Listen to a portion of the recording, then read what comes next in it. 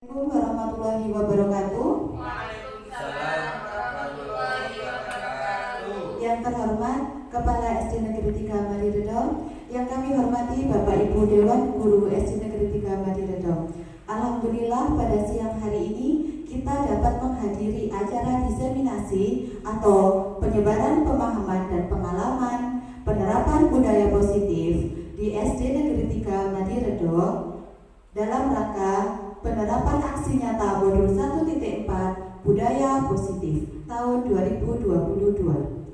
Baik Bapak Ibu, sebelum kita mulai, mari kita ice breaking dulu ya, untuk lebih membuat kita semangat. Baik, nanti kalau saya bilang guru penggerak gitu ya, saya minta tolong Bapak Ibu semua untuk berdiri dan menunjukkan saya. Seperti ini ya Bapak Ibu. Salam guru penggerak, tergerak, bergerak, menggerakkan. Gitu ya Bapak Ibu ya. Baik, silakan berdiri dulu. Baik. Salam guru penggerak, tergerak, bergerak, menggerakkan. Baik, terima kasih Bapak Ibu. Nah, untuk aksi nyata ini kita terapkan dalam modul 1.4 dengan tujuan nantinya adalah tujuannya biar sekolah kita nanti bisa menyebarkan budaya-budaya positif yang ada selama pembelajaran saya di modul 1.4. Next. Selamat datang para guru hebat. Mari kita belajar bersama, berkolaborasi, saling mendukung demi mewujudkan disiplin positif di sekolah kita yang tercinta. Setuju nggih Bapak Ibu nggih? Setuju. Baik, next. Nah, di sini ada beberapa konsep utama yang harus kita pelajari dalam modul budaya positif. Yang pertama adalah tentang perubahan paradigma belajar, kemudian tentang disiplin positif, selanjutnya yaitu kebutuhan dasar manusia, motivasi perilaku manusia, posisi kontrol restitusi, keyakinan kelas, dan yang terakhir adalah segitiga restitusi. Next. Untuk yang pertama yaitu pembelajaran dengan paradigma baru. Nah, di sini dijelaskan bahwa pembelajaran dengan paradigma baru dirancang berdasarkan prinsip pembelajaran yang berdiferensiasi sehingga setiap siswa belajar sesuai dengan kebutuhan dari tahap perkembangannya untuk mewujudkan profil pelajar Pancasila. Nah, seperti kita ketahui bersama, di sini ada 6 dimensi profil pelajar Pancasila. Yaitu apa saja Bapak Ibu? Di antaranya beriman dan bertakwa kepada Tuhan Yang Maha Esa. Oke, kemudian juga ada kebinekaan global. Oke, kemudian juga ada mandiri, gotong royong, bernalar kritis dan kreatif. Nah, seperti yang biasanya kita terapkan kepada anak-anak ya, segala sesuatunya tadi dijelaskan bahwa pembelajaran yang berdiferensiasi sesuai dengan kebutuhan anak. Nah, di sini sesuai dengan kebutuhan anak, karena kita di kalangan anak SD, berarti kan usia mereka ini masih usia bermain. Nah, jadi kita sebisa mungkin membuat pembelajaran itu lebih bermakna dengan cara bermain atau lebih mudahnya dengan cara lagu. Nah, seperti contoh untuk penerapan profil pelajar Pancasila yang telah kita terapkan di sekolah kita adalah dengan lagu nggih. Nah, mari kita terapkan bersama untuk lagu profil pelajar Pancasila agar mudah diingat oleh anak-anak. Nggih, monggo Bapak Ibu, kita nyanyikan profil pelajar Pancasila secara bersama-sama.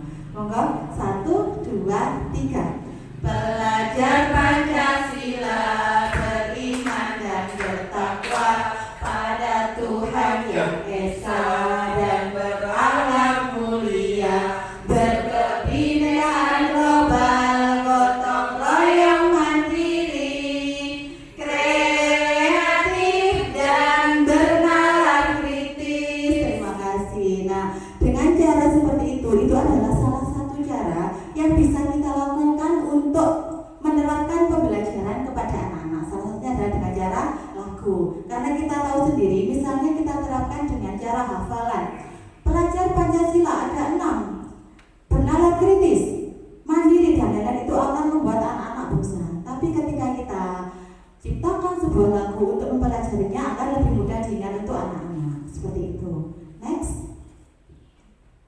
Nah, selanjutnya yang kedua. Nah, di sini adalah tentang disiplin positif. Nah, seperti kita tahu bersama, kalau kita mendengar kata disiplin, nah Bapak Ibu, di sini apa yang ada di benak Bapak Ibu ketika kita mendengar kata disiplin? Nah, apa sih disiplin itu? Apa Bapak Ibu?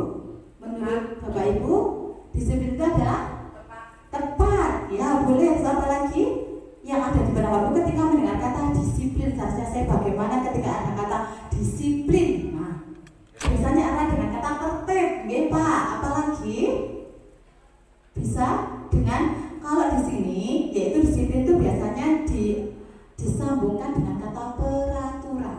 Nah, jadi di sini dalam budaya kita makna disiplin dimaknai menjadi sesuatu yang harus dilakukan seseorang pada orang lain untuk menjalankan kepatuhan.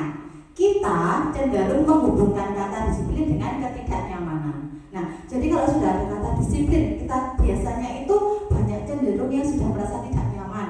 Harus disiplin. Di situ sudah ada rasa tidak nyaman yang tumbuh dari dalam hati kita.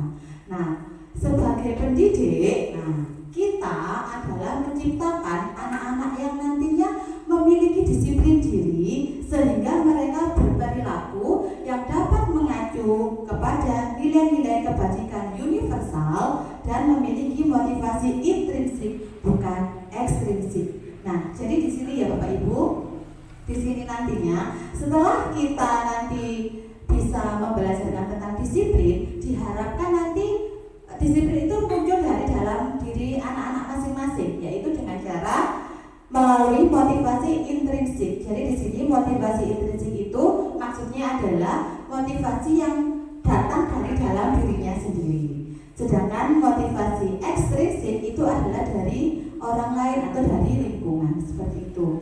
Nah, di sini disiplin positif sendiri merupakan salah satu cara penerapan disiplin yang bertujuan untuk menumbuhkan kesadaran serta memberdayakan anak untuk melakukan sesuatu tanpa sogokan, ancaman maupun tanpa hukuman. Nah, nantinya diharapkan disiplin positif ini setelah muncul pada diri anak-anak ini, mereka ingin disiplin karena mereka datang dari dirinya sendiri, bukan karena takut dihukum, bukan karena diancam atau karena ada sogokan dari pihak manapun, seperti itu.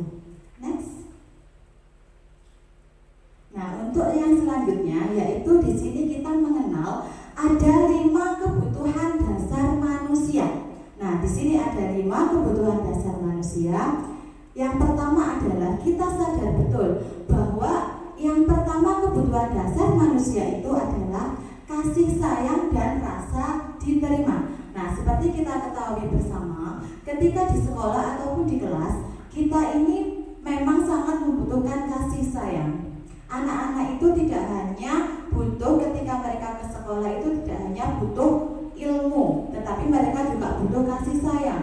Di samping itu juga mereka membutuhkan rasa diterima di lingkungan sekolahnya. Seperti yang kita ketahui, apabila ada peraturan dilarang membuli, nah itu adalah salah satu kebutuhan pokok atau kebutuhan dasar yang harus dimiliki oleh manusia.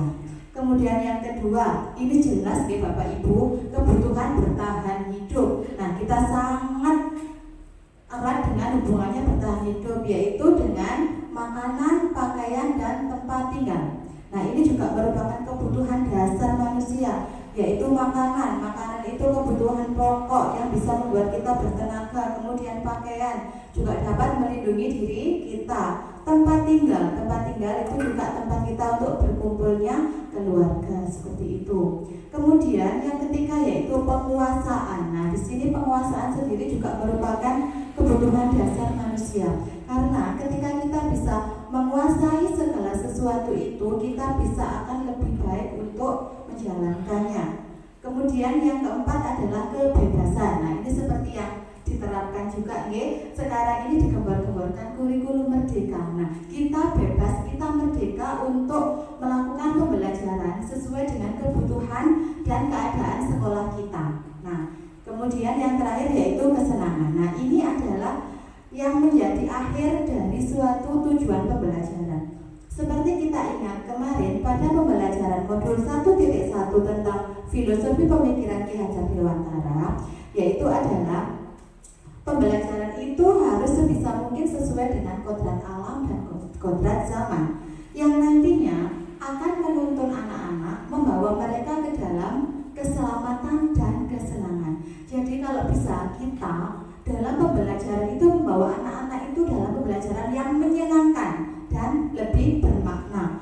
Karena ketika mereka sudah senang, maka pembelajaran yang mereka lalui itu akan lebih mudah. Seperti itu. Next. Selanjutnya yaitu motivasi perilaku manusia. Nah, di sini bisa kita ketahui apa sih motivasi itu. Nah, motivasi sendiri adalah dorongan yang timbul pada diri seseorang secara sadar atau tidak sadar untuk melakukan suatu tindakan dengan tujuan tertentu. Nah, bisa kita ketahui bersama, ketika kita ingin menjalankan sesuatu, kita harus memiliki motivasi dulu. Kita harus punya rasa ingin dulu. Nah, ingin kita untuk melakukan suatu tindakan tersebut dengan tujuan tertentu. Nah, di sini ada beberapa motivasi perilaku manusia, ada 3 ya. Yang pertama yaitu motivasi timbul karena menghindari ketidaknyamanan dan hukuman. Nah, di sini salah satu contohnya yang kita ketahui di kelas yaitu murid melakukan disiplin diri karena ia takut dihukum. Nah, seperti tadi di slide sebelumnya tadi kan ada motivasi itu ada yang dari unsur intrinsik dan ekstrinsik. Nah, ketika motivasi itu timbul karena ketidaknyamanan dan hukuman, itu mereka ingin disiplin karena takut dihukum, itu merupakan contoh motivasi ekstrinsik karena bukan dari dalam diri, karena dia merasa takut. Saya tidak membawa buku karena takut dihukum atau apa, itu namanya adalah motivasi ekstrinsik dari luar. Kemudian yang kedua, karena timbul karena mendapatkan imbalan atau penghargaan dari orang lain. Nah, di sini murid melakukan disiplin diri karena ia ingin mendapat imbalan. Contohnya, misalnya saya mau membantu guru saya yang misalnya membantu membawakan bukunya Bu Guru, ternyata dia ingin imbalan, ingin pujian. Nah, itu belum dari dalam diri mereka sadar ingin benar-benar membantu, tetapi mereka punya niatan biar dipuji, biar nanti dikasih hadiah sama Bu Guru. Kemudian juga mereka belajar dengan tertib biar nanti dapat pujian. Seperti itu merupakan contoh motivasi ekstrinsik. Nah, yang ketiga ini baru Bapak Ibu Guru, yaitu menghargai nilai-nilai kebajikan diri sendiri. Nah, contohnya yaitu murid melakukan disiplin diri karena sadar akan nilai-nilai kebajikan dirinya. Nah, ketika mereka sudah melakukan sesuatu, mereka mematuhi peraturan dengan datang tepat waktu, memakai seragam yang atributnya lengkap, mereka mengerjakan PR, mentaati semua tata tertib yang ada, tapi itu datang dari dalam diri mereka masing-masing. Itulah yang dinamakan dengan motivasi intrinsik. Jadi itu ya Bapak Ibu bedanya motivasi ekstrinsik dan motivasi intrinsik. Next. Nah, di sini kita mengenal konsep disiplin. Nah, di sini konsep disiplin itu ada 2. Yang pertama yaitu dengan identitas gagal, yang kedua dengan identitas sukses. Nah, yang pertama kita bahas dulu yaitu dengan identitas gagal. Nah, di sini yang dinamakan konsep disiplin yang menghasilkan identitas gagal yaitu ketika kita melakukan hukuman. Nah, seperti kita ketahui bersama, ketika ada seorang anak yang melanggar peraturan di sekolah kita, yang kita berikan adalah hukuman, itu adalah akan menimbulkan beberapa hal seperti yang di bawah ini, akan menimbulkan rasa yang menyakitkan. Nah, kemudian yang kedua juga merasa tidak nyaman. Yang ketiga hanya akan membuat murid kita takut. Kemudian yang keempat, sifatnya karena hukuman adalah memaksa. Kemudian juga murid itu seringkali menyembunyikan kesalahan, dan yang terakhir murid menjadi rendah diri. Jadi gini ya Bapak Ibu, ketika motivasi atau konsep disiplin ini kita hubungkan dengan hukuman, ketika ada kasus anak tidak mengerjakan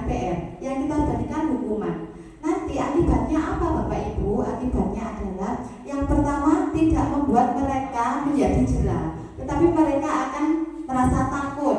Kemudian juga mereka menjadi rendah diri. Di samping itu juga ketika mereka tidak mengerjakan PR, mereka akan takut, jadinya menyembunyikan kesalahannya, gitu ya. Itu untuk yang hukuman. Tetapi yang kedua, penghargaan. Nah, penghargaan sendiri itu juga tidak selalu baik ya Bapak Ibu. Penghargaan kita memberikan reward atau penghargaan itu ya sekali dua kali boleh, tapi kalau secara terus menerus itu juga tidak baik, karena akan membuat konsep disiplin kita itu menjadi masuk ke dalam identitas gagal.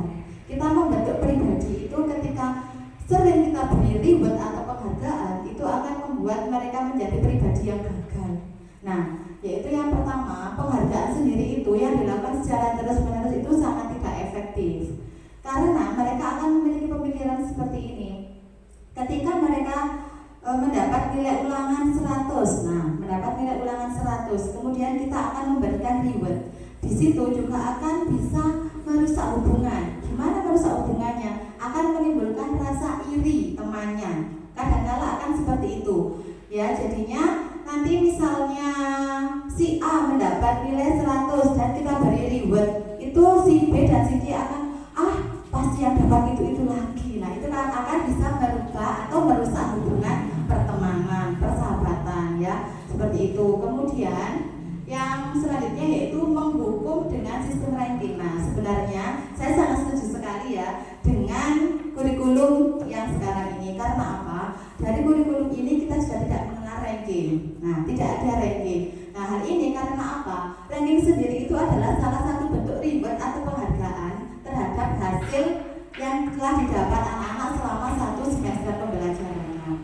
Ketika ada ranking, itu kan juga tadi sama seperti tadi. Memang kadang-kadang bisa membuat mereka lebih termotivasi. Tapi ketika ada anak yang tidak mendapatkan ranking, itu mereka akan merasa iri atau merasa rendah diri. Kita tahu sendiri bahwa setiap anak itu unik, setiap anak itu memiliki kelebihan dan kekurangannya masing-masing. Misalnya ketika mereka tidak ahli atau tidak begitu bisa dalam pengetahuan, bisa saja mereka ahli dalam bidang keterampilan, atau misalnya ketika dia tidak begitu bisa dalam pembelajaran, dia mesti memiliki bakat misalnya dalam seni, olahraga atau lain-lain ya. Itulah jadinya untuk menghukum dengan sistem ranking itu juga merupakan bisa membuat identitasnya gagal. Dan yang terakhir adalah merampas hak menghargai dirinya. Ketika selalu kita berikan reward, oh iya kamu bagus dapat 100, nanti saya kasih uang, saya kasih pensi, saya kasih apa, itu sama saja kita merampas hak yang ada dalam dirinya. Karena apa? Dia melakukan sesuatu karena ada rewardnya, bukan karena dirinya sendiri. Oh, saya mau mematuhi peraturan gitu ya. Saya mau mematuhi peraturan, terus nanti dapat hadiah dari Pak A, Pak B, atau si Bu A, si Bu B, seperti itu. Jadi itu merupakan membuat identitas anak-anak itu gagal. Kita membentuk disiplinnya itu gagal, seperti itu. Next. Nah, ini yang kedua Bapak Ibu, yaitu konsep disiplin dengan identitas yang sukses. Kalau tadi yang gagal adalah dengan cara hukuman dan penghargaan, selanjutnya ketika kita ingin membentuk anak-anak yang disiplin dengan identitas yang sukses, ada dua cara, yaitu dengan konsekuensi dan restitusi. Nah, yang pertama, konsekuensi sendiri di sini adalah menimbulkan pengantar yang jangka pendek. Nah, ketika anak melakukan kesalahan, kemudian kita beri konsekuensi dengan hukuman itu berbeda ya. Kalau konsekuensi itu lebih baik satu tingkatan daripada hukuman, seperti itu. Kemudian yang kedua, ketika konsekuensi itu dilakukan, maka perlu monitoring yang berkelanjutan. Seperti contoh, ketika ada siswa kita yang melanggar peraturan. Nah, ketika mereka dihukum, sekarang karena kamu tidak memakai topi, tidak membawa dasi, sekarang kamu hormat di depan bendera selama 10 menit. Nah, itu kan merupakan hukuman. Nah, ketika kita sudah menghukum mereka itu memang tidak akan jerah. Ketika mereka melakukan kesalahan lagi, mereka itu hanya ingin karena takut, nanti saya dihukum dihukum lagi, disuruh hormat bendera atau apa, bukan dari dirinya sendiri. Tetapi kalau konsekuensi kita tanyakan dulu. Nah, gimana? Apakah kamu perbuatanmu ini benar apa salah? Kalau misalnya kamu seperti itu, konsekuensinya seperti apa? Nah, kita dengan memberikan konsekuensi kita masih bisa melihat atau memonitor anak secara berkelanjutan. Kalau dihukum langsung, kamu harus mengerjakannya 3 kali lipat, misalnya seperti itu, dia akan langsung jerah, takut seperti itu. Tapi kalau misalnya kita beri konsekuensi, misalnya seperti dia tidak mengerjakan PR, terus ya sudah, kenapa tidak? Kan kita setiap anak itu punya alasan kenapa mereka melakukan kesalahan. Ketika kita sudah mendengarkan alasan mereka dan masuk akal, kita harus bisa menerima seperti itu. Kemudian konsekuensi juga nantinya bisa membuat murid itu menghormati peraturan. Nah, kemudian yang terakhir juga, ketika mereka melakukan kesalahan, konsekuensi yang kita berikan membuat mereka kehilangan waktu. Mereka tidak punya waktu untuk mengulangi kesalahan yang mereka lakukan lagi. Nah, di sini dari tingkatan konsekuensi ini ada tingkatan yang paling lebih baik lagi yang dinamakan dengan restitusi. Nah, di sini restitusi sendiri adalah membuat mereka bertanggung jawab untuk perilakunya. Di sini ketika mereka melakukan kesalahan, kita tanyakan dulu kenapa mereka melakukan kesalahan seperti itu. Kira-kira ketika kamu melakukan kesalahan itu benar apa tidak? Kamu tahu enggak perbuatanmu itu salah apa benar? Kita tawarkan seperti itu dulu. Kemudian yang kedua, ketika kita melakukan restitusi itu, fokusnya adalah fokus pada pemecahan masalah jangka panjang. Nah, ketika kita melakukan restitusi dengan kasus anak yang misalnya tidak mengerjakan PR. Nah, ketika kita tanya, kenapa nak kamu tidak mengerjakan PR? Apakah ada kesulitan? Kenapa alasanmu tidak mengerjakan PR? Ketika dia sudah mampu untuk menyadari kesalahannya, maka dia tidak akan lagi melakukan kesalahan yang sama dalam jangka waktu yang panjang. Seperti itu. Kemudian dengan restitusi, murid menghormati dirinya dan orang lain. Kalau tadi kita lihat, yaitu ketika kita memberikan penghargaan, kan kita sudah merampas hak yang ada pada diri anak itu. Tetapi ketika kita menawarkan restitusi, maka akan bisa menghormati dirinya dan juga orang lain. Kemudian di sini juga ada nanti yang dinamakan dengan teori kontrol. Nah, di sini yaitu yang memegang kontrol itu terhadap diri kita adalah diri kita sendiri. Dan yang terakhir adalah setelah kita melakukan restitusi, membuat murid kita lebih bersemangat untuk memperbaiki kesalahan. Seperti itu. Next. Nah, seperti yang saya katakan tadi ya, yaitu tentang restitusi, mari kita bahas lebih dalam lagi untuk konsep disiplin pendekatan menggunakan restitusi. Nah, restitusi sendiri adalah sebuah cara menanamkan disiplin positif pada murid. Nah, di sini ada pengertian restitusi. Restitusi adalah proses menciptakan kondisi bagi murid untuk memperbaiki kesalahan mereka sehingga mereka bisa kembali kepada kelompok mereka dengan karakter yang lebih kuat. Nah, jadi dengan restitusi ini bisa membuat anak-anak itu memperbaiki kesalahannya dan mereka itu akan kembali kepada kelompoknya masing-masing. Itu menurut Gosen tahun 2004. Nah, di sini ada ciri-cirinya restitusi. Yang pertama adalah restitusi itu bukan menebus kesalahan, tetapi belajar dari kesalahan. Ketika ada bedanya ketika kita menebus kesalahan dengan belajar dari kesalahan. Bapak Ibu, ketika kita hanya menebus kesalahan itu akan bisa kita ulangi lagi, masih ada banyak hal untuk yang diulangi. Tapi ketika kita belajar dari kesalahan, kita biasanya memiliki niat dari dalam diri untuk tidak mengulanginya lagi. Kemudian yang kedua yaitu memperbaiki hubungan.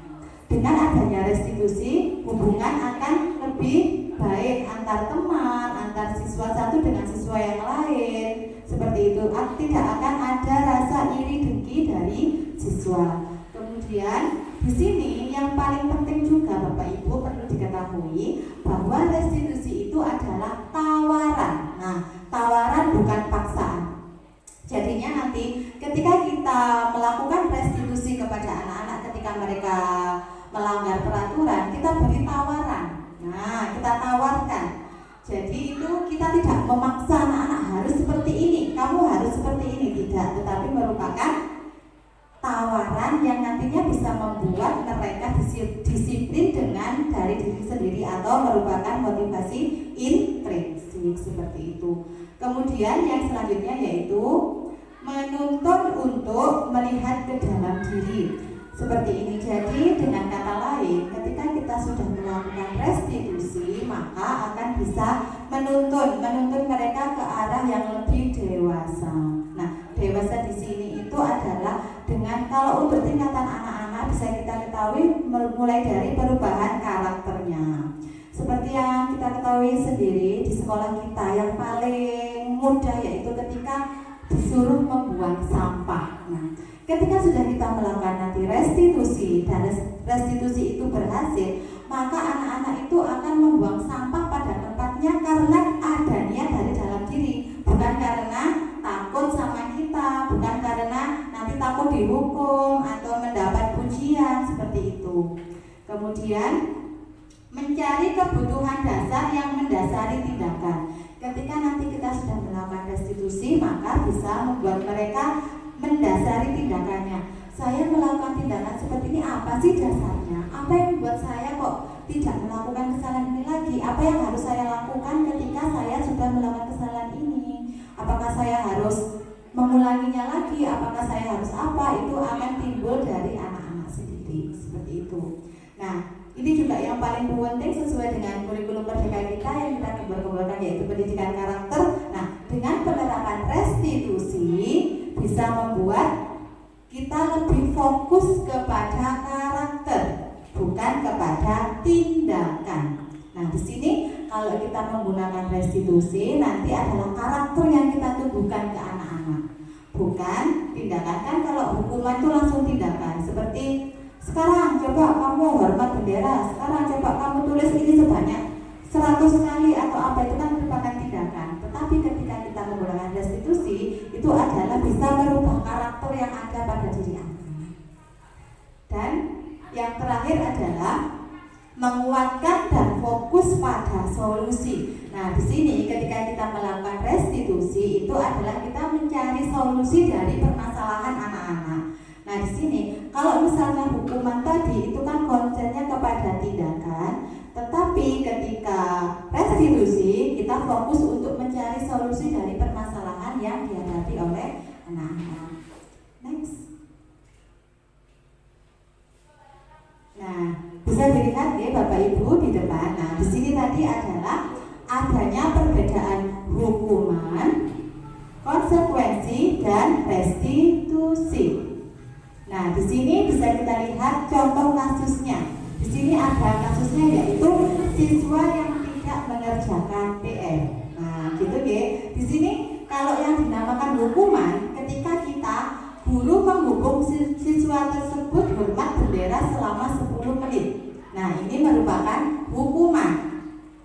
Atau guru marah dan murid menjadi takut. Ini adalah contoh dari hukuman ketika ada kasus siswa yang tidak mengerjakan PR. Tetapi ketika konsekuensi beda. Konsekuensi seperti ini. Guru memberikan konsekuensi untuk mengerjakan PR-nya saat istirahat atau dikerjakan sebanyak 3 kali lipat. Jadi kita kalau misalnya tadi anaknya tidak mengerjakan PR, terus kamu langsung hormat bendera, itu namanya adalah hukuman, membuat mereka takut karena gurunya sudah marah-marah ya. Kemudian kalau konsekuensi mereka itu masih diberi kelonggaran. Nah, diberi kelonggaran, kamu kerjakan waktu istirahat atau kamu tulis 3 kali lipat, masih ada kelonggaran. Dan di sini guru tegas dan siswa hanya bersifat menghormati peraturan. Gurunya sudah tegas. Kalau tadi kan gurunya marah, kalau di sini gurunya sudah tegas. Nah, ketingkatan selanjutnya yaitu restitusi. Nah, kalau ini baru ditanyakan. Guru menanyakan keyakinan kelas atau dirinya dan membantu siswa menyelesaikan masalahnya. Ditanya dulu, ada siswa yang tidak mengerjakan PR. Kenapa kamu tidak mengerjakan PR? Kita tanya, pasti kamu punya alasan kenapa tidak mengerjakan PR seperti itu. Di membuat guru terbuka dan siswa menghormati dirinya dan orang lain. Next. Nah, di sini ada 5 posisi kontrol restitusi. Nah, di sini kita sebagai pendidik di sekolah kita ada 5 posisi kontrol yang membuat kita nanti kita itu sebagai apa sih kepada anak-anak. Yang pertama adalah penghukum. Nah, yang kedua pembuat rasa bersalah. Kemudian juga kita bisa menjadi teman, bisa juga menjadi pemantau, dan yang paling tinggi adalah manajer. Dari 5 posisi kontrol ini adalah ada perbedaan dari sisi penghukum. Ketika kita menjadi penghukum, anak-anak akan takut. Kemudian mereka akan cenderung mengulangi kesalahan yang sama. Ketika kita menjadi pembuat rasa bersalah, misalnya mereka sedang melakukan kesalahan, terus kita, kamu kok berbuat ini lagi, masa kamu tidak tahu? Nah, seperti itu pembuat rasa bersalah itu membuat mereka menjadi kecil hati ya, mereka menjadi takut, menjadi kecewa seperti itu. Kemudian menjadi teman. Nah, ini kalau bisa kita menjadi teman anak-anak didik kita supaya mereka lebih terbuka terhadap kita. Tapi dengan catatan, walaupun menjadi teman harus masih ada sopan santun atau unggah-ungguh yang harus dilakukan mereka seperti itu. Kemudian yang selanjutnya yaitu pemantau. Jadi kita ini tingkatannya yang lebih baik daripada teman. Kemudian yang terakhir adalah kita bisa menjadi manajer seperti itu. Next. Nah, di sini ya Bapak Ibu bisa diketahui, dilihat di sini adalah contoh penerapan 5 posisi kontrol. Tadi kan ada 5 posisi kontrol, yaitu penghukum, pembuat rasa bersalah, teman, pemantau, dan manajer.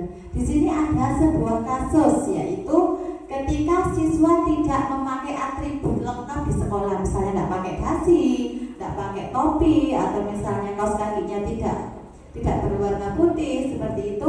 Di sini ada 5 kontrol atau 5 posisi kita sebagai guru. Misalnya ketika kita di posisi penghukum, nah berarti kita langsung gini, patuhi aturan sekolah lalu berdiri di depan kelas. Nah, itu merupakan kita berarti bertindak sebagai penghukum. Tapi beda ketika kita membuat merasa bersalah seperti ini. Berapa kali bu guru harus memberitahu kamu, bu guru kecewa sama kamu. Nah, seperti itu. Gurunya tidak bosan-bosan ya bilang, sudah berapa kali dibilangi masih aja tidak lengkap. Nah, seperti itu, bu guru kecewa. Nah, itu adalah salah satu contoh ketika kita mengatakan membuat rasa bersalah. Kemudian sebagai teman.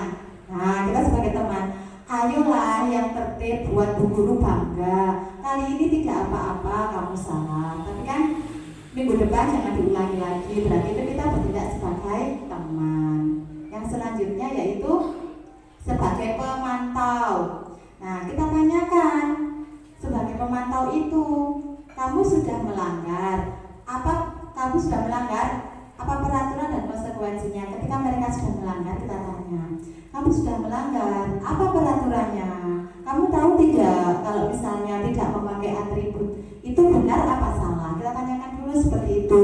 Kemudian ketika kamu sudah tahu peraturannya, terus konsekuensinya apa yang harus kamu lakukan ketika kamu melanggar? Nah, seperti itu. Dan yang terakhir yaitu sebagai manajer. Nah, manajer di sini yaitu kata-katanya seperti ini. Ayolah, kamu tahu kesalahannya.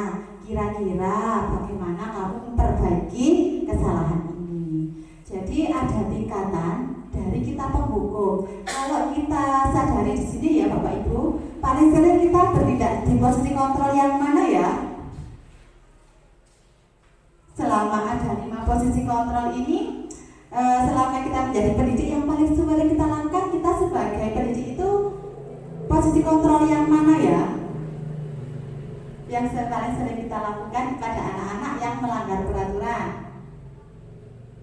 Kalau pengalaman saya selama mendidik ini, ya yang paling sering masih yaitu penghukum ya. Karena penghukum sebelum mempelajari modul 1.4 ini dan ikut pembelajaran pendidikan program guru penggerak ini, masih sering melakukan posisi kontrol penghukum, pembuat rasa bersalah. Iya, masih sering itu. Untuk menjadi teman, pemantau itu masih kadang-kadang cuma berapa persen. Kalau restitusi atau menjadi manajer ini malah mungkin hanya 5% ya dari 100% itu. Jadi yang paling sering kalau saya pengalaman itu ya nomor 1 dan nomor 2. Ketika mereka melakukan kesalahan terus langsung, terus berapa kali sudah dikasih tahu, masa masih salah aja. Seperti itu yang paling sering dilakukan. Itu kalau saya. Next. Nah, setelah nanti kita membuat tadi, kita tahu posisi kontrol, kita sudah memahami motivasi intrinsik dan ekstrinsik. Kemudian di sini yang selanjutnya yaitu kita akan membuat keyakinan kelas. Nah, keyakinan kelas, kenapa sih kok disebut dengan keyakinan kelas bukan peraturan kelas? Nah, di sini seperti kita ketahui ya Bapak Ibu, pertanyaan di depan. Mengapa kita memiliki peraturan tentang penggunaan helm pada saat mengendarai kendaraan roda 2 atau ketika kita memakai masker ya? Nah, di sini ketika ada kata-kata itu merupakan peraturan apa keyakinan? Untuk kata-kata peraturan tentang penggunaan helm, berarti kan sudah jelas ya, peraturan tentang penggunaan helm pada saat mengendarai kendaraan roda 2 atau ketika kita memakai masker pada saat mengendarai kendaraan roda 2. Dari situ, kenapa sih kok pemerintah itu memberikan aturan yang seperti itu? Yang pertama biasanya untuk apa Bapak Ibu helm itu? Kok kita untuk keselamatan, untuk keselamatan. Kemudian juga penggunaan masker kemarin juga untuk kesehatan juga. Nah, tapi di sini juga ketika pertanyaan yang nomor 2 pasti ada alasan kenapa pemerintah atau sebuah lembaga itu membuat peraturan yang harus dipatuhi untuk anak-anak. Kemudian yang kedua, mengapa kita memiliki peraturan tentang penggunaan masker dan mencuci tangan setiap saat? Nah, kalau ini misalnya yang kedua ini Bapak Ibu, peraturan tentang penggunaan masker kira-kira kenapa dan mencuci tangan setiap saat ini kita lakukan kemarin ketika ada pandemi ya COVID-19 kemarin. Nah, kira-kira dari dua peraturan ini sifatnya ini hanya sebagai untuk keselamatan, untuk kesehatan atau apa Bapak Ibu? Munculnya misalnya ketika kita memakai helm itu biasanya karena untuk keselamatan atau karena takut ditilang ya. Nah, itu adalah salah satu contoh baik itu adalah ini merupakan di tingkat masyarakat. Ketika kita membawa atau memakai motor atau kendaraan roda 2 terus tidak usah pakai helm, nggak melewati kota. Nah, itu sebenarnya kan kita memakai helm itu adalah peraturan yang harus kita untuk kebaikan kita sendiri. Tapi kadang-kadang itu kita melakukannya terus pakai helm timbang ditilang kan gitu ya. Itu karena takut. Berarti itu tadi termasuk motivasi apa nggih? Intrinsik apa ekstrinsik? Masih ekstrinsik nggih. Iya, karena kita memakai helm karena takut ditilang, takut Pak Polisi, bukan untuk keselamatan diri kita.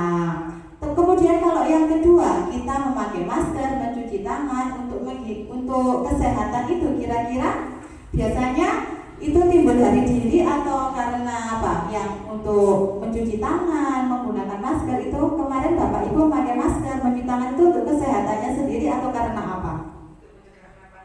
Karena pandemi berarti itu kan timbul dari diri kan karena kita takut tertular atau takut penyakit, seperti itu. Berarti kalau yang sudah datangnya dari diri sendiri termasuk yang mana Bapak Ibu? Intrinsik apa ekstrinsik? Intrinsik ya. Next. Nah, di sini kemarin saya sudah melakukan kegiatan membuat keyakinan kelas.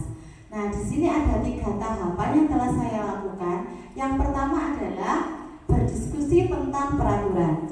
Nah, ketika nanti kita membuat peraturan, kalau kita yang membuat peraturan, kira-kira anak-anak patuh apa tidak Bapak Ibu? Tidak, karena mereka enggak. Tetapi ketika kita berdiskusi, kita ajak membuat peraturan, mereka akan bisa mematuhi karena mereka sendiri yang membuat peraturan dan kemudian kita sepakati. Kemudian yang kedua yaitu merumuskan peraturan menjadi keyakinan. Setelah setiap anak, kemarin itu kegiatannya adalah setiap anak saya beri kertas. Kemudian saya menyuruh mereka untuk menuliskan satu peraturan yang ingin mereka buat. Kemudian setelah itu ditempelkan di papan. Setelah ditempelkan di papan itu kita lihat, nah berapa banyak peraturan. Dari kemarin 14 anak berarti ada 14 peraturan. Tetapi ketika dilihat biasanya kan hampir sama-sama kata-katanya, maksudnya sama cuma kata-katanya berbeda. Jadi saya jadikan satu. Kemudian kita rumuskan peraturan itu menjadi ada 9. Nah ketika sudah merumuskan menjadi keyakinan, sudah kita sepakati bersama dengan anak-anak. Yang terakhir yaitu tinggal menempelkan keyakinannya di kelas. Ketika keyakinan kelas itu sudah kita tempel, jadi semua anak harus mematuhi peraturan yang sudah mereka buat sendiri. Bukan bapak ibu guru yang membuat peraturan, bukan sekolah yang membuat peraturan, tetapi mereka sendiri atas kesepakatan yang telah dilakukan secara bersama-sama. Itu pun membuat keyakinan kelas beserta konsekuensinya. Seperti itu. Jadi ada 3 tahapan kemarin ketika saya membuat keyakinan kelas bersama dengan anak-anak kelas 6. Next. Nah, ini adalah contoh keyakinan kelas 6 yang sudah saya buat kemarin. Nah, di sini yang pertama yaitu membersihkan kelas sesuai dengan jadwal piket. Jadi ini tumbuh karena mereka piket itu bukan karena takut dihukum. Kemarin kan ada peraturan harus piket, yang tidak piket seperti ini, membersihkan kamar mandi atau apa itu.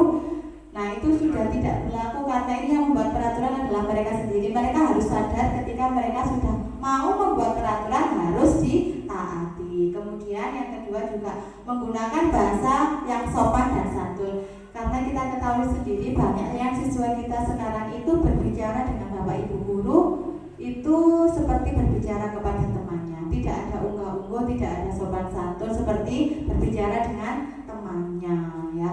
Itu tidak sopan. Kemudian mengenakan seragam sekolah sesuai dengan jadwal. Nah ini juga penting karena kadang-kala kita ketahui bersama hari Senin, Selasa atau Rabu, Kamis ketika hari Jumat waktunya memakai kaos kaki hitam, masih banyak yang pakai kaos kaki putih, berarti kan tidak sesuai dengan jadwal.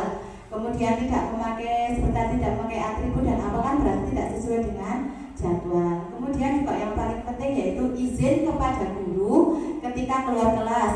Tidak sudur ya. Kan kadang ada gurunya keluar semaunya sendiri. Nah, kemudian mengangkat tangan ketika ingin bertanya atau berpendapat. Nah, di sini biar ada karena kita sekolah punya aturan, punya keyakinan. Jadi kalau ingin berbicara, berpendapat, bertanya harus angkat tangan dulu. Biar tidak sahur manuk ya, biar tidak salah ngomong sini ngomong, tidak ada yang bisa didengar seperti itu. Kemudian juga mengucapkan salam ketika bertemu dengan bapak ibu guru. Masuk kelas maksimal 5 menit sebelum kelas dimulai biar tidak terlambat. Kadang kan sudah banyak kita ketahui siswa kita sendiri ketika sudah mendengar bel juga masih banyak yang di luar, masih banyak yang jajan, masih banyak yang jagongan di luar. Nah itu kemarin sudah kita buat kesepakatan seperti itu. Kemudian mendengarkan dengan seksama penjelasan guru ataupun teman ketika diskusi dalam pembelajaran. Ketika ada orang yang berbicara di depan, itu kita harus menghormatinya. Yang terakhir adalah berdoa sebelum memulai dan mengakhiri pelajaran. Next. Nah, di sini ada bagaimana cara pembentukan keyakinan kelas. Nah, di sini nanti Bapak Ibu bisa dipraktekkan ke kelasnya masing-masing untuk membuat keyakinan kelas.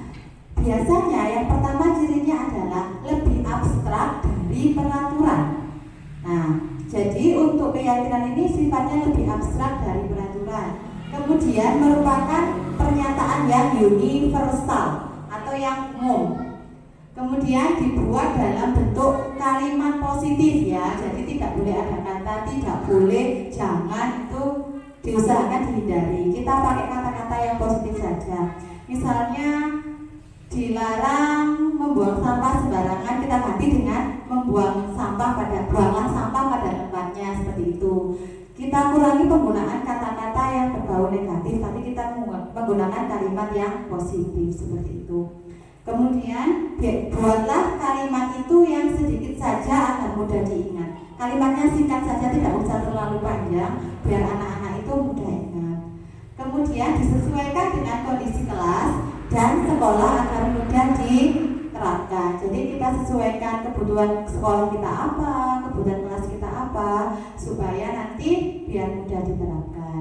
Kemudian ketika membuat keyakinan kelas seperti tadi, semua warga kelas atau warga sekolah dilibatkan saat membuat. Supaya apa? Supaya tidak ada alasan lagi mereka untuk melanggarkan yang membuat mereka sendiri tidak ada alasan. Nah, saya nggak tahu, saya tidak ikut buat, biar tidak ada seperti itu, karena sudah menjadi kesepakatan bersama, seperti itu. Next. Nah, yang selanjutnya yaitu segitiga restitusi. Nah, seperti diketahui ya, segitiga restitusi ini ada 3 tahapan yang harus kita lakukan. Ya, yang pertama adalah menstabilkan identitas. Di sini menstabilkan identitas itu adalah kita bisa melakukan semua yang terbaik atau hal yang terbaik yang bisa kita lakukan. Dengan cara menstabilkan identitas ini, membuat mereka akan kembali kepada kelompoknya mereka. Kemudian yang kedua yaitu validasi tindakan yang salah. Nah, kita validasi dulu tindakan yang salah itu kenapa ya. Jadi kita percaya bahwa semua perilaku itu memiliki alasan. Ketika kita melakukan kesalahan itu pasti ada alasannya. Misalnya datang terlambat, kenapa? Kita tanya dulu alasannya. Apakah bangun kesiangan atau apa, seperti itu. Kemudian yang ketiga adalah menanyakan keyakinan. Nah, kita semua tahu bahwa kita memiliki motivasi internal atau motivasi intrinsik yang ada pada diri kita. Ketika kita sudah menstabilkan identitas, kemudian kita sudah validasi tindakan yang salah, yang pada akhirnya yang ketiga adalah menanyakan keyakinan kita. Next, Pak. Nah, di sini bisa Bapak Ibu lihat ya, contoh penerapan segitiga restitusi yang telah saya lakukan.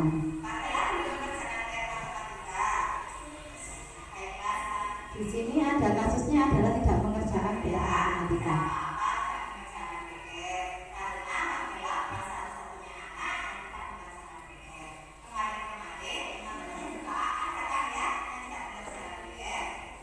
Yang pertama ini adalah tindakan bagi menstabilkan identitasnya dulu.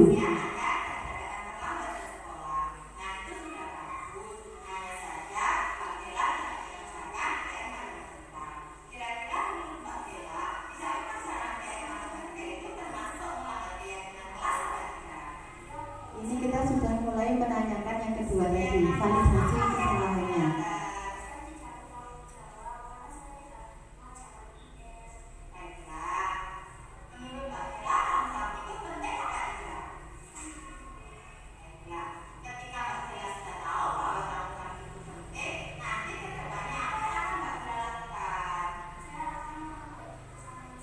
Ini adalah contoh ketika dia harus menyelesaikan masalahnya sendiri dengan segitiga restitusi.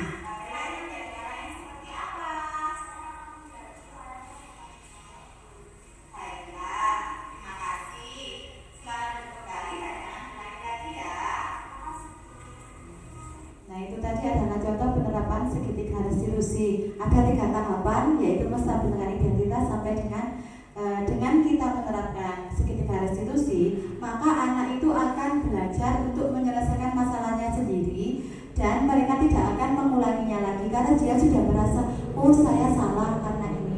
Nah, tapi sebelum itu kita juga harus menanyakan alasannya kenapa dia melakukan seperti itu.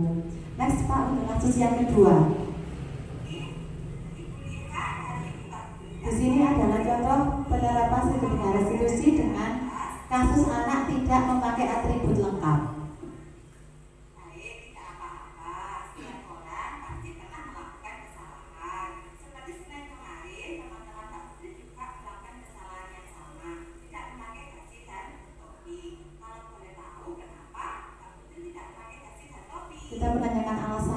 jawabannya kok tidak lengkap?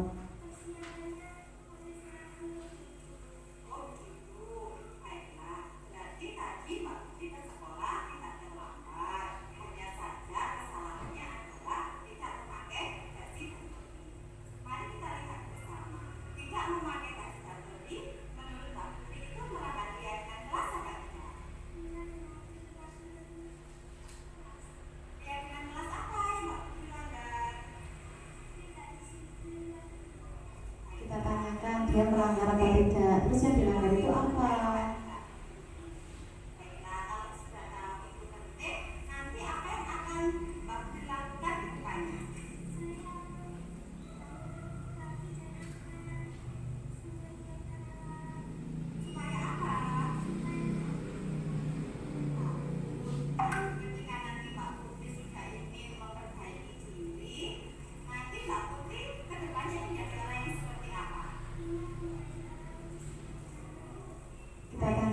Setelah dia melakukan kesalahan dan perbaikinya ingin menjadi orang yang seperti apa nantinya. Nah, itu tadi ya Bapak Ibu contoh penerapan seketika restitusi. Nah, setelah nanti kita belajar tentang modul ini 1.4 tentang budaya positif, jadi mari kita bersama-sama untuk memperbaiki diri. Mulai dari sekarang ketika ada permasalahan, mari kita terapkan seketika restitusi ini dengan cara yang pertama ada 3 tahapan tadi. Dengan kita menerapkan seketika restitusi, maka anak-anak itu akan disiplin sesuai dengan dari dirinya sendiri atau dari motivasi intrinsik seperti itu. Next. Nah, ini ya Bapak Ibu, dalam penerapan program disiplin positif, hendaknya guru memiliki standar kepribadian, profesional dan sosial yang baik, di mana guru mampu berefleksi pada posisi kontrolnya. Seperti kita ketahui tadi, ada 5 kontrol, 5 posisi kontrol yang kita terapkan kepada anak-anak. Jadi, mari kita bersama-sama Bapak Ibu, ketika kita sudah belajar bersama tentang budaya positif, nanti sebisa mungkin kita bisa menerapkan posisi kontrol yaitu sebagai manajer. Karena apa? Sebagai manajer itu akan membuat siswa-siswi kita menjadi lebih baik. Berikutnya yaitu kita sharing. Nah, setelah Bapak Ibu tadi mendengarkan pemaparan dari modul 1.4 tentang budaya positif, untuk kesempatan kali ini mari kita saling berbagi pengalaman yang telah Bapak Ibu alami ketika ada kasus di kelasnya masing-masing. Untuk itu monggo siapa yang ingin duluan untuk berbagi pengalaman dengan saya dan teman-teman yang lain. Monggo, Bu Sinta dulu. Terima kasih atas waktunya Bu Evi. Assalamualaikum warahmatullahi wabarakatuh. Waalaikumsalam warahmatullahi wabarakatuh. Sebelumnya saya ucapkan terima kasih kepada Bu Evi yang telah memberi wawasan tentang disiplin positif ya Bu Evi ya.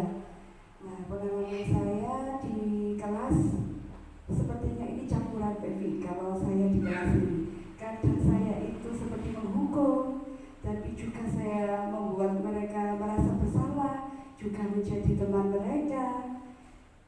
Sepertinya campuran seperti itu.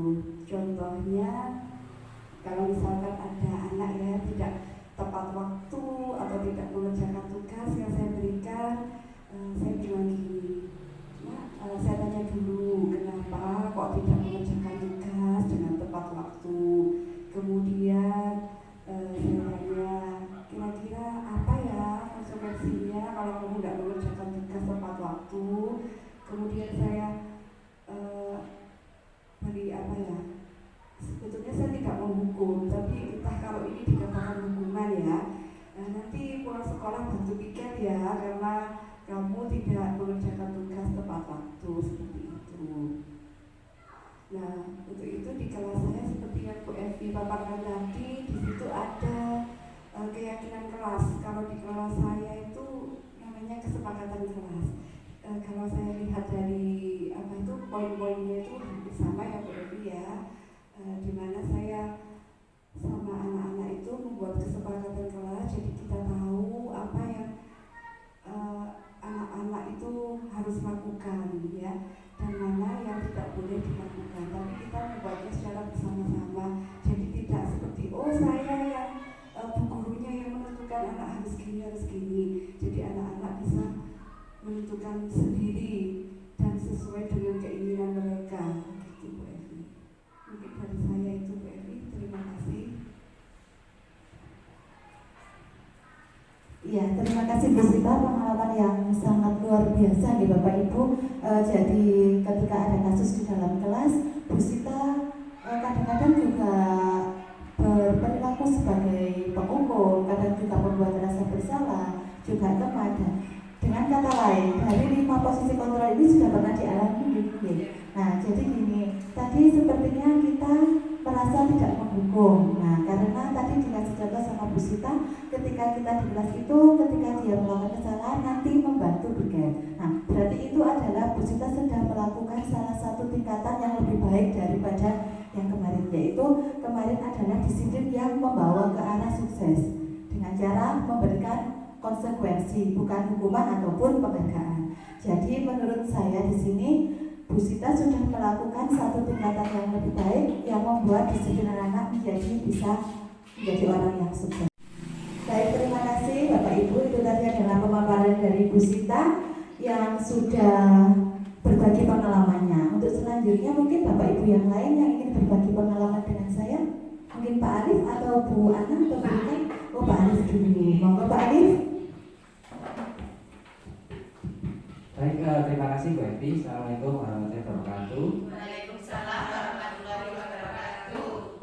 Baik, terima kasih tadi sudah disampaikan dengan cukup jelas oleh Bu Evi terkait penindasan, terkait 5 posisi kontrol restitusi.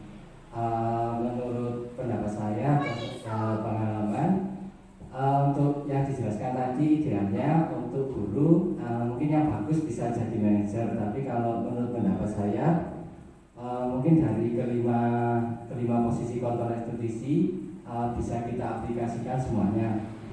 Maksudnya kita lihat dulu karena karakteristik dari siswa itu berbeda-beda. Jadi mungkin ada yang cocok ketika kita ada siswa A, lebih cocok apabila kita menjadi posisi manajer. Dan juga untuk karakteristik yang lainnya mungkin tergantung posisi kita bagaimana. Guru itu memposisikan diri kapan bisa menjadi manajer, kapan guru itu bisa menjadi pemantau, dan juga kapan guru bisa menjadi teman. Diperlukan juga untuk posisi penghukum, mungkin bisa diperlukan juga, dan juga posisi rasa bersalah. Mungkin itu aja Bapak. Jadi mungkin tergantung dari karakter siswa dan bagaimana guru posisikan sebagai kontrol restitusi. Terima kasih. Assalamualaikum warahmatullahi wabarakatuh. Waalaikumsalam warahmatullahi wabarakatuh. Terima kasih Pak Alif. Pengalamannya begitu luar biasa juga ya dari Pak Alif tentang posisi kontrol. Nah, Pak Alif mengatakan bahwa di antara kita itu bisa menerapkan dari 5 posisi kontrol yang ada ini. Kita melihat dari karakteristik siswa kita yang sangat beragam. Jadi kadang-kala kita bisa menjadi pemantau, teman, manajer, bahkan penghukum atau pembuat rasa bersalah. Itu semua kita lakukan dengan tujuan untuk lebih membuat mereka disiplin yang nantinya akan memperbaiki dari kehidupan mereka di masa yang akan datang. Mungkin satu lagi ya, untuk yang berbagi pengalaman, monggo Bu Ana.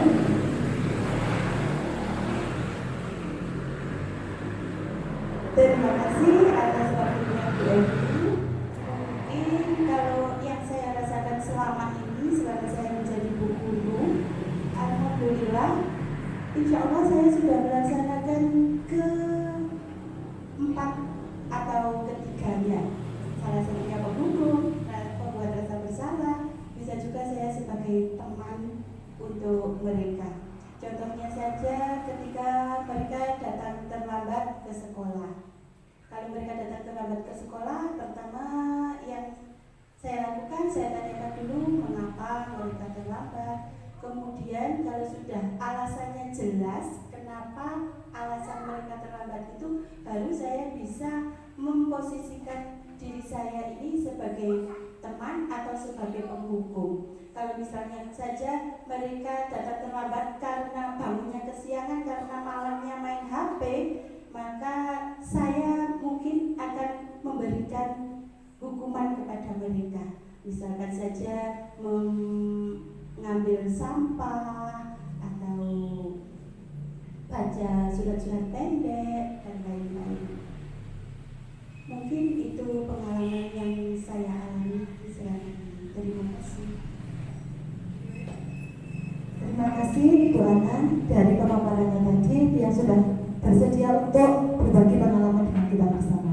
Nah, baik Bapak Ibu, dari beberapa pengalaman yang telah Bapak Ibu tadi alami ketika mengajar di kelas, nah kita memang betul ya tadi kita memang sudah bisa mengalami kontrol restitusi ini sesuai dengan karakteristik dan kondisi di mana mereka melakukan kesalahan itu. Baik Bapak Ibu, mungkin itu yang bisa kami sampaikan. Mohon maaf apabila ada kesalahan. Semoga bermanfaat. Saya akhiri. Wassalamualaikum warahmatullahi wabarakatuh.